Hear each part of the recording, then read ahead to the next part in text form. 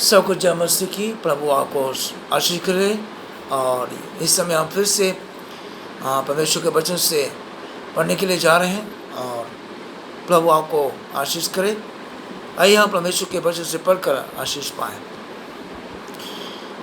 एक छोटी सी प्रार्थना के साथ। धन्यवाद यीशु मसीह पिता परमेश्वर इस सुंदर समय के लिए जो अपने आज का दिन फिर से सबत और विश्राम और पवित्र दिन को दिया, ताकि परमेश्वर आज के दिन आपकी ओर से जो वचन प्रभु जी आया है उस वचन को खुदा परमेश्वर अपने मुंह से बोलिए और स्वयं आकर प्रभु जी बताइए, सिखाइए और सुनने वालों को और खुदा परमेश्वर पिता पढ़े जाने के ऊपर परमेश्वर सबके आशीष होने दें। और इस समय मैं विश्वास करता हूँ कि खुदा परमेश्वर आपका कलाम जो प्रभु जी वीडियो के माध्यम से परमेश्वर सुनेगा और देखेगा, उसके जीवन में परमेश्वर का आत्मा काम करे, ताकि परमेश्वर इस वचन से वो आपकी आशीष पाए और आपकी और मन फिराए और अपने पाप से मन फिरा कर प्रभु जी आपको अपना उद्धार करता प्रभु यीशु मसीह के पूरे प्रेम से हृदय से ग्रहण करे, ताकि उसके जीवन में आपका आशीष होने दे।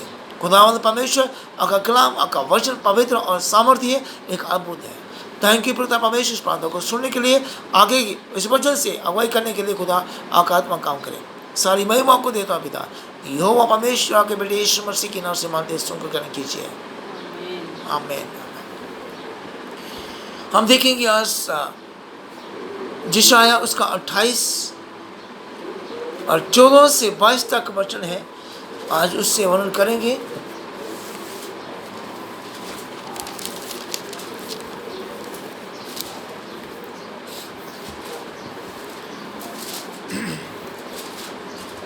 यशायाह उसका 28 उसका 14 और 14 से 22 तक पढ़ेंगे और उसके बाद उसका वर्णन करेंगे।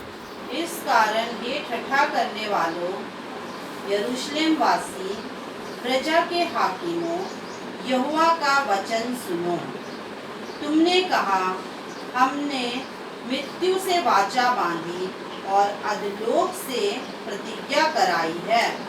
इस कारण विपत्ति जब बाढ़ के समान पड़ आए तब हमारे पास न आएगी, क्योंकि हमने झूठ की शरण ली और मिथ्या की आड़ में छिपे हुए हैं।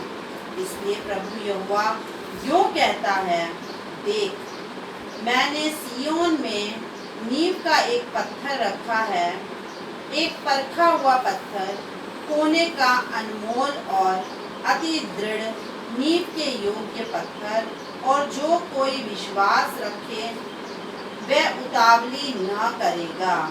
और मैं न्याय को डोरी और धर्म को साउल ठहराऊंगा, और तुम्हारा झूठ का शरण स्थान कोलों से बह जाएगा, और तुम्हारे छिपने का स्थान जल से डूब जाएगा। तब जो वाचा मैंने मृत्यु से बांधी है वह टूट जाएगी, और जो प्रतिज्ञा तुमने अधोलोक से कराई वह ना ठहरेगी। जब विपत्ति बाढ़ के समान बढ़ आए तब तुम उसमें डूब ही जाओगे। जब जब वह बढ़ आए तब तब तुमको ले जाएगी। वह प्रतिदिन वरन रात दिन बड़ा करेगी, और इस समाचार का सुनना ही व्याकुल होने का कारण होगा, क्योंकि बिछोना टांग फैलाने के लिए छोटा और ओढ़ने के लिए सकुरा है। क्योंकि यहोवा ऐसा उठ खड़ा होगा जैसा वह पराजीम नामक पर्वत पर खड़ा हुआ, और जैसा गिबोन की तराई में उसने क्रोध दिखाया था, वह अब फिर क्रोध दिखाएगा, जिससे वे अपना काम करें जो अचंभित काम है, और वह कार्य करें जो अनोखा है।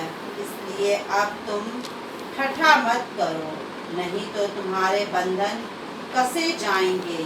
क्योंकि मैंने सेनाओं के प्रभु यहोवा से यह सुना है कि सारे देश का सत्यानाश ठाना गया है। आमीन। प्रभु की स्तुति हो।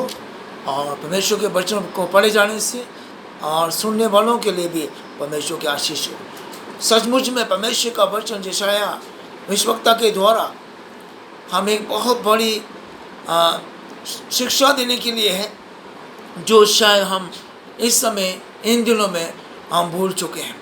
लेकिन फिर से परमेश्वर का धन्यवाद करते हैं कि परमेश्वर ने हमें फिर से उस बात के लिए याद लाया, ताकि हम अपने आप को पहचानने की कोशिश करें, अपने आप को जानने की कोशिश करें, अपने आप को हम सही ज़िंदगी को जीने की कोशिश करें। सो परमेश्वर का धन्यवाद करते हैं इस दिए हुए वचन के लिए, और परमेश्वर आए हमें बीच में इस वचन को वर्णन करें ताकि हम उसको समझ पाए।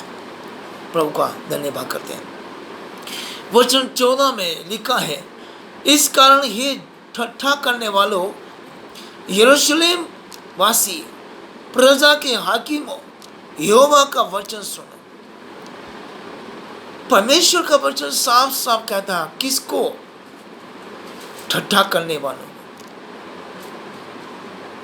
आज इस संसार में हर एक मनुष्य जो है वो एक ठट्ठे मजाक में अपनी ज़िंदगी गुजारने में मज़ा लेता है और गुजारता है, उसको वो अच्छा लगता है, क्योंकि वो ये नहीं जानता कि वो क्या करता है, क्योंकि वो अपने आप से नहीं बल्कि वो जो देखता है और जो सुनता है वैसा ही करता है। ठट्ठा करने वाले और यरूशलेम वासी, परमेश्वर खासकर अपने लोगों को कहता है, यरूशलेम वासियों को कहता है, जो परमेश्वर को पहचानते हैं, जानते हैं और परमेश्वर के लिए अपने आप को त्याग करते हैं, और उनके लिए खासकर परमेश्वर ये कहता है, जनी विश्वासियों को। आज मुझे और आपको परमेश्वर इस बात का ये साफ चुनौती दे रहा है कि ठट्ठा करने वालों के ऊपर परमेश्वर का क्रोध आ जाता है। प्रजा के हाकिमों, जो प्रजा में है, जो प्रजा में चुने गए हैं, जो परमेश्वर के यरूशलेम के निवासी, यरूशलेम में रहने वाले लोग, उसकी जो प्रजा है उसमें हाकिम है, चुने गए नुमाइंदे, चुने हुए लोग जिनको कुछ पद दिया गया, जिसको कुछ अधिकार दिया गया, जिसको कुछ काम दिया गया, जिसको काम कुछ सौंपा गया, वो हाकिम। यहोवा का वचन सुनो। यहाँ परमेश्वर क्यों बार कहता है कि यहोवा का वचन सुनो? इसका मतलब हम परमेश्वर की आज्ञा नहीं मानते हैं, उसका वचन नहीं सुनते हैं, क्योंकि वो हमें वचन के द्वारा हमारी ज़िंदगी जो है वो सुधारना चाहता है, वो बचाना चाहता है। आज के समय में, इस दुनिया में, इस संसार में हर एक इंसान इस स्वार्थी और एक लालची, जिसके कारण वो परमेश्वर का दिया हुआ जीवन भूल चुका है। वो इस दुनिया के कामों के द्वारा, इस दुनिया के सारी लालच मोह माया के द्वारा वो अपनी ज़िंदगी को भूल गया कि परमेश्वर ने मुझे कुछ जिम्मेदारी दिया है, परमेश्वर ने कुछ मेरे लिए कुछ कहा है, परमेश्वर ने मुझे कुछ अधिकार दिया है, परमेश्वर ने कुछ मेरे लिए कुछ जिम्मेदारी से मुझे कुछ सौंपा गया, मुझे वो ध्यान से पूरा करना है। लेकिन पूरा करते करते बीच में से गायब हो जाता है, बीच में से वो रास्ता गायब हो जाता है, बीच में से वो रास्ता टूट जाता है और रास्ता गायब होकर कहीं और चला जाता है। कारण कि जो परमेश्वर हमें बताता है, जो परमेश्वर हमको सिखाता है, हम उसको ध्यान से अपने ऊपर उतारते नहीं हैं। कारण यही है जिसके वजह से वो कहता है, जो प्रजा के हाकिम हैं, जो चुने हुए नुमाइंदे हैं, कुछ लोग हैं, कुछ ऐसे चुने हुए लोग हैं जो उस काम को पूरा करने के लिए, चाहे उसको कुछ चर्च का जिम्मेदारी दिया हो, चाहे उसको कुछ काम का जिम्मेदारी दिया हो, चाहे उसको कुछ किसी व्यक्ति के प्रति जिम्मेदारी दिया हो, चाहे वो किसी काम को करने के लिए उसको तैयार किया हो, फिर वो उस काम को जो सौंपा गया, जिसका अधिकारी इसको ठहराया, जिस काम के लिए उसको योग्य बनाया, उस योग्यता के से वो भटक गया है। और दूसरा वो कहता है, खासकर मैं इस बात को बार बार कहने के लिए मैं कहूँगा कि यरूशलेम वासियों, परमेश्वर किसी दूसरों के लिए नहीं कहता, यरूशलेम में रहने वाले लोग हैं, जहाँ जो उसके अपने लोग हैं, क्योंकि वो दूसरों को देखकर उनकी नकल करके वो अपने आप को परमेश्वर से दूर कर दें, क्योंकि वो दूसरों को देखकर वो जो कुछ वो करते हैं, जो करना चाहते हैं, वो उनको देखकर लगता है कि हमारा शायद एक ही परमेश्वर है, लेकिन इनके तो बहुत सारे हैं, ये तो सब कुछ करते हैं, क्यों ना यहाँ चले जाए, यहाँ कुछ और मज़ा आनंद होगा। लेकिन परमेश्वर कहता है, उनको देखकर अपने आप को जिंदगी से दूर मत हो जाओ, मुझसे दूर मत हो जाओ, तुम मेरे वचन को सुनो कि मेरा वचन आपके लिए क्या कहता है।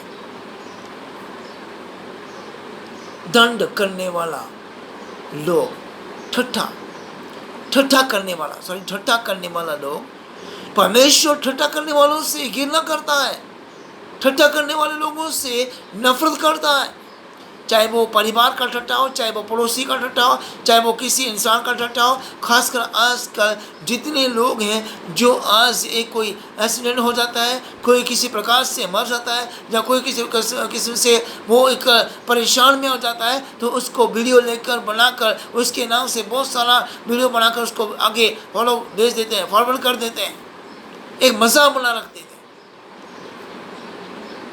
वो भूल जाते हैं कि मुझे भी मैं भी एक मनुष्य हूँ और मेरे लिए भी वो परेशानी तकलीफ आ सकती है, मुझे भी इस तकलीफ से गुजरना पड़ सकता है।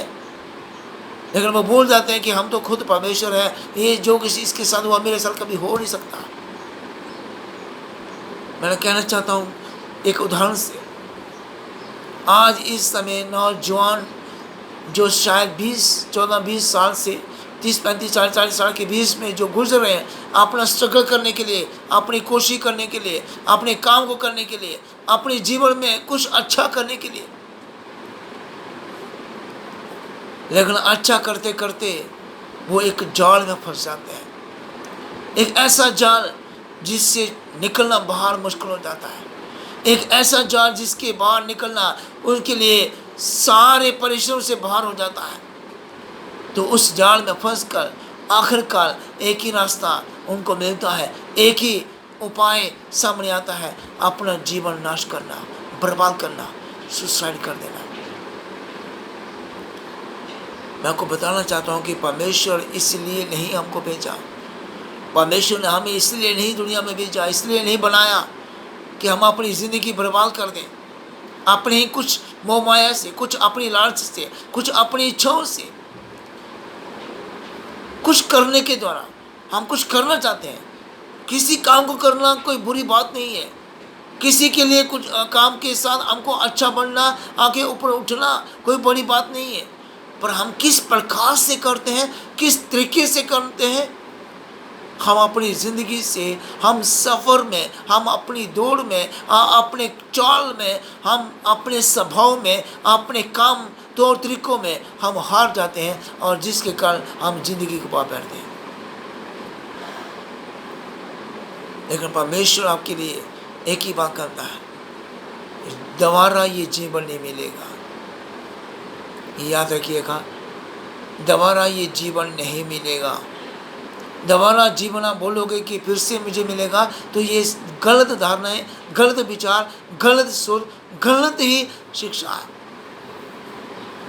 परमेश्वर ने एक ही बार मनुष्य को बनाया, दोबारा नहीं बनाया, पर उसको जीने के लिए अधिकार दिया गया, पर जो उसी अधिकार को थामे रहता है वो जीवित रहता है।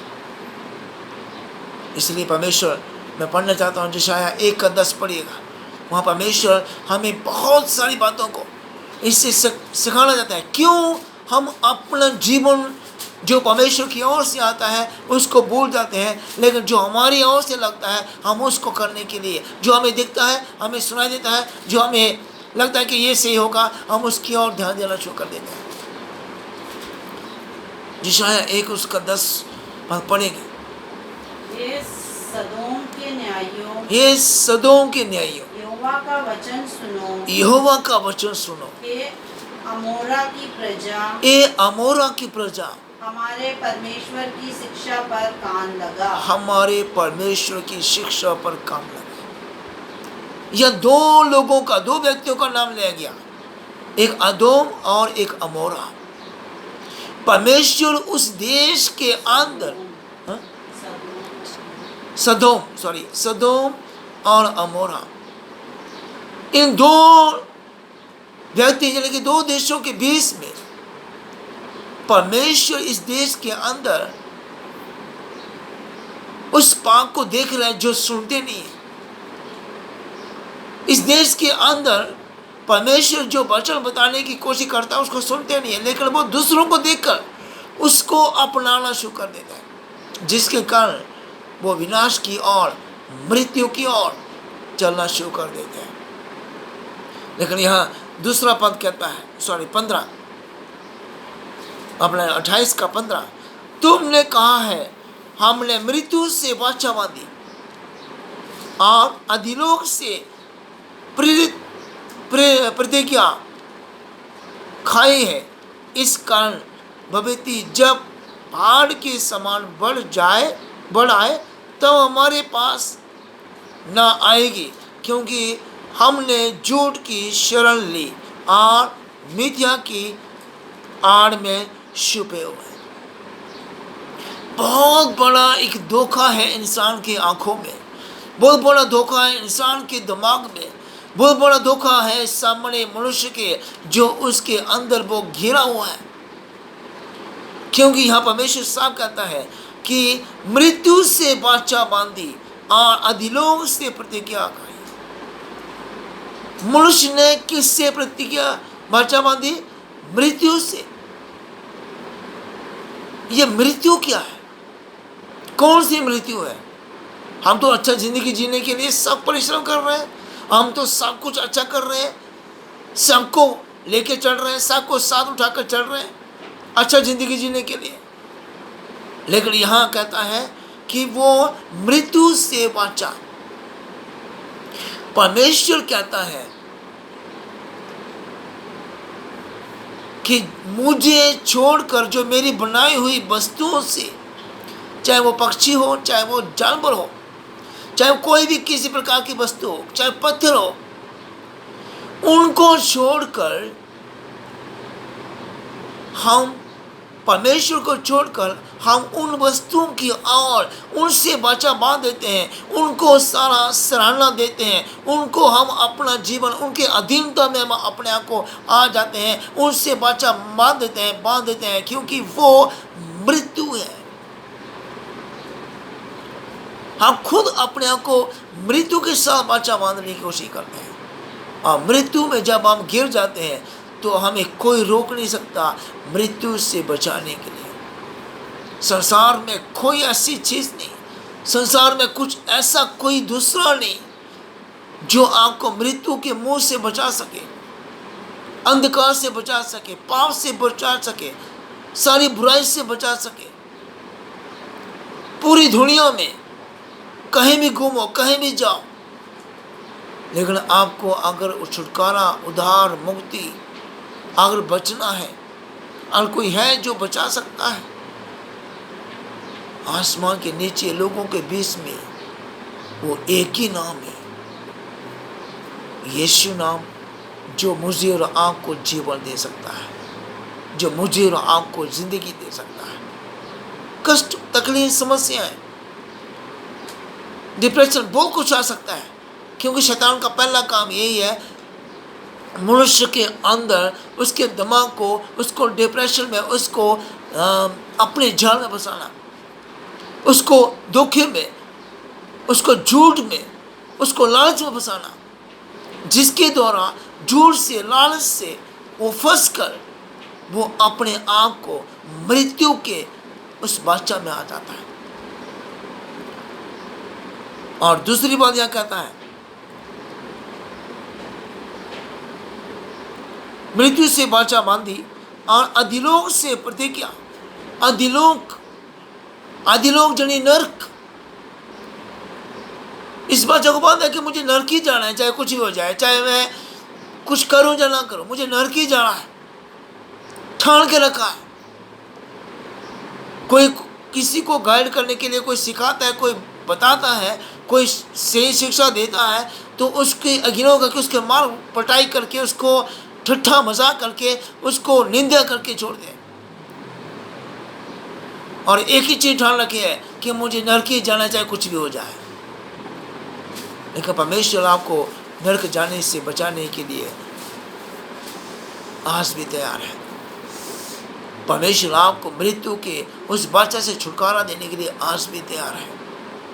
यदि आज आप अपने मन को फराएंगे इन संसार की बनाई हुई वस्तुओं से और उसी एक ही प्रभु से, जो एक ही प्रभु है, सब में से एक है, वो यीशु नाम, यीशु परमेश्वर है, जो हमें जीवन देता है, जिसने सारी जगत को, सृष्टि को बनाकर हमें बनाया, हमें जीवन दिया, हम उस जीवन को जी सकें। परमेश्वर हमारे लिए, अगर हम अय्यूब की पत्री देखें, उसका 5वां, उसका 23वां वचन हमारे लिए बहुत ही अद्भुत रीति से पढ़ेगा। जल्दी से 5:23, अय्यूब 5:23।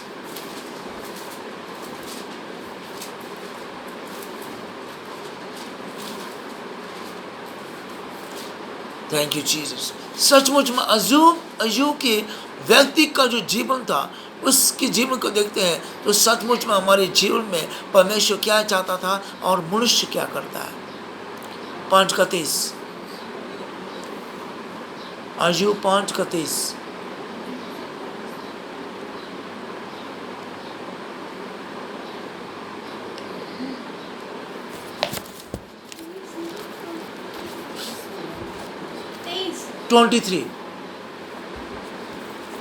वरन मैदान के पत्थर भी तुझसे वाचा बांधे रहेंगे। हाँ, मैदान के पत्थर भी आपसे वाचा बांधेंगे, और वन पशु तुझसे मेल रखेंगे। वन पशु तुमसे मेल रखेंगे।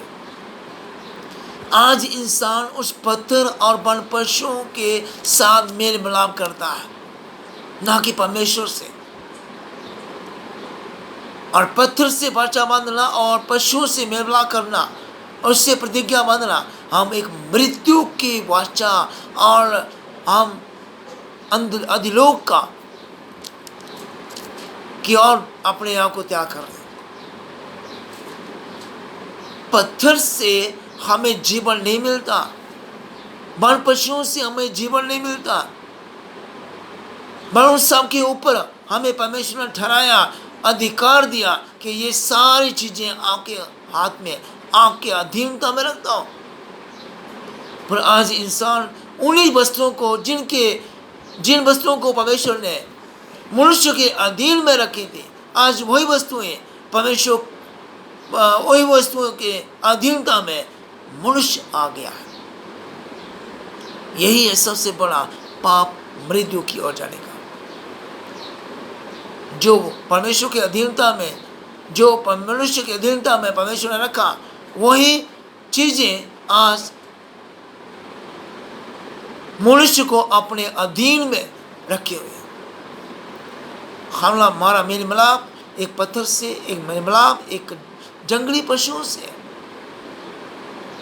हम उस पत्थर के और जंगली पशु शरीका बनते जा रहे हैं, जिसमें कोई जीवन नहीं, जिसमें कोई जिंदगी नहीं, जिसमें कोई आशा नहीं, जिसमें कोई भरोसा नहीं, जिसमें कोई विश्वास नहीं, जिसमें कुछ भी जिंदगी का एक पल का हिस्सा भी नहीं। हम उसकी ओर दौड़ रहे हैं।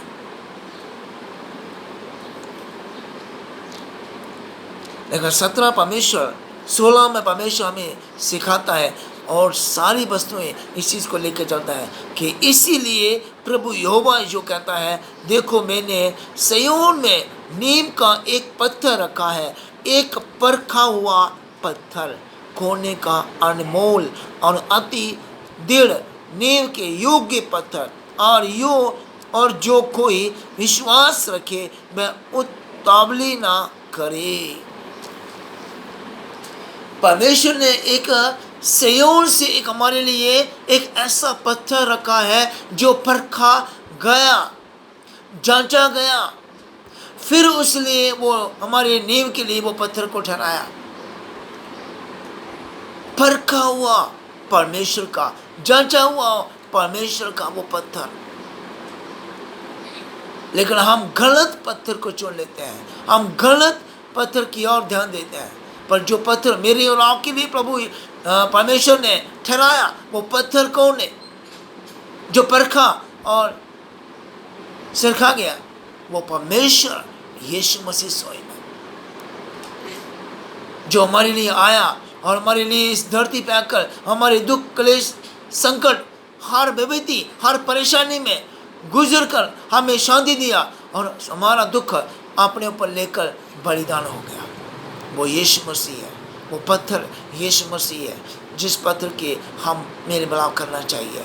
अब वो यीशु मसीह वो पत्थर जिसे हमें निर्मला करके, जिससे हमें वाचा बांधना चाहिए।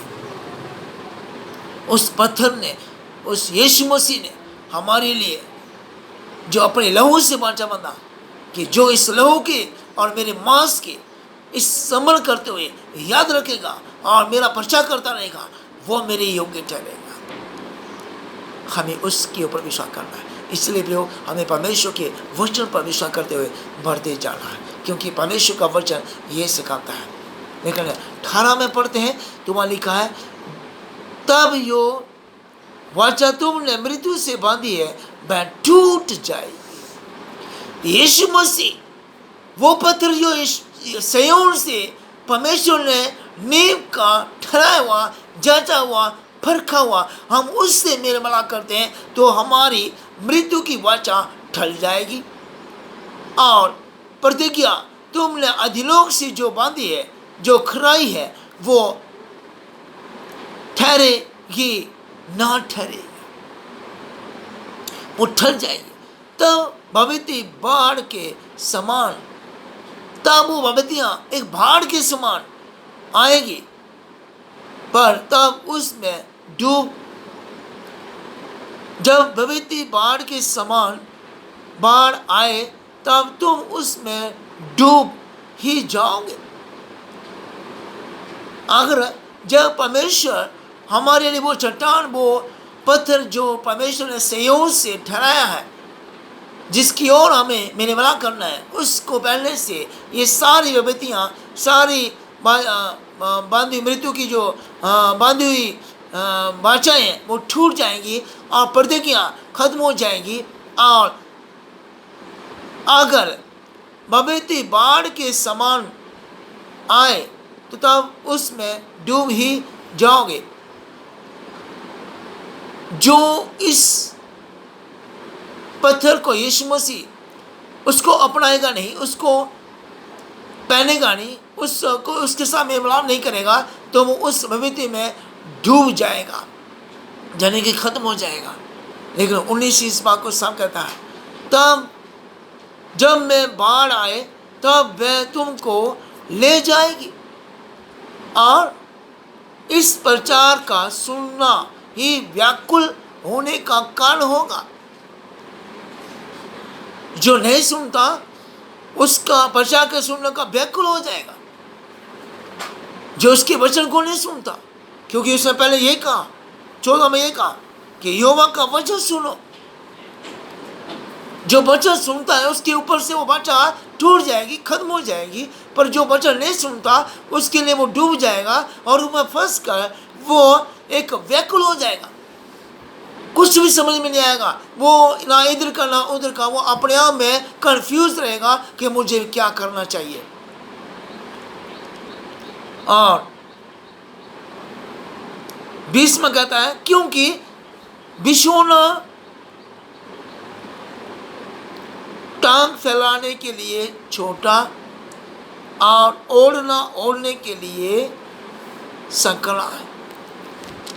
तब वो कहता है कि बिछोना जिसको हम पहने हुए, उस पत्थर को, जिसमें पत्थर में कुछ है ही नहीं, उस जंगली पशुओं में जहाँ जिसमें कुछ है नहीं, जिससे के साथ हमने मृत्यु की वाचा को बांधा, जिसके साथ हमने प्रतिज्ञा को बांधा, उस अधिलोक की, तो उसके द्वारा उसके साथ हम क्या कर देते हैं, हम उसको पहनेंगे तो हमारी टांगें बाहर रहेगी, और हम उसको ओढ़ेंगे भी तो वो सरीका रहेगा, बिल्कुल कम रहेगा, पतला रहेगा, हमारे ऊपर, हमारे साथ पूरा नहीं रहेगा।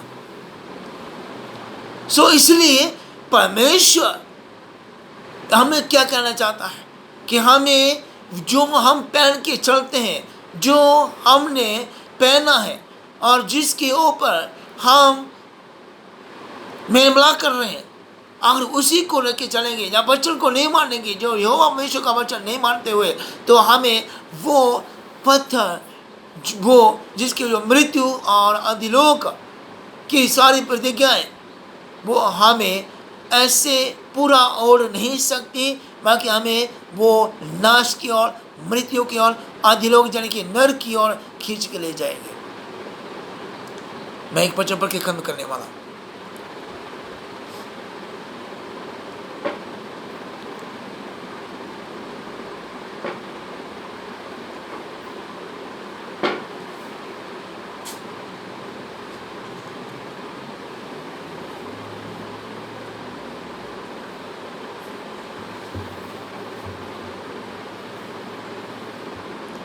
जिशाया 59 का 6 पढ़िए।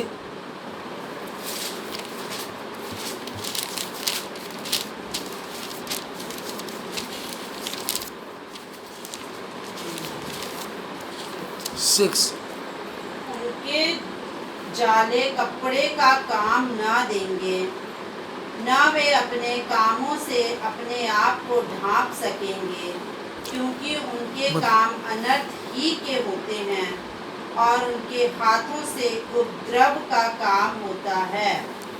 हालेलुया। यह कहता है, बेटा एक मिनट, उनके जाल कपड़े का काम ना देंगे। जो उन जंगली पशुओं, उन पत्थरों का जो जिसको पहने हुए, जिसको मैंने मलाप किया है, उनके वो जाल वस्त्र का काम नहीं देंगे। वो जाल आपको वस्त्र के काम में नहीं आएंगे, क्योंकि वो जाल आपको मृत्यु और नर की ओर खींच रहे हैं। वो कभी कपड़े का काम नहीं दे सकते, और वे न अपने कामों से अपने को ढांप सकेंगे। अपने कामों के द्वारा, अपने प्रक्रिया के द्वारा, अपने सारे कर्म जिसको हम समझते हैं, उसके द्वारा हम नहीं काम नहीं आएंगे,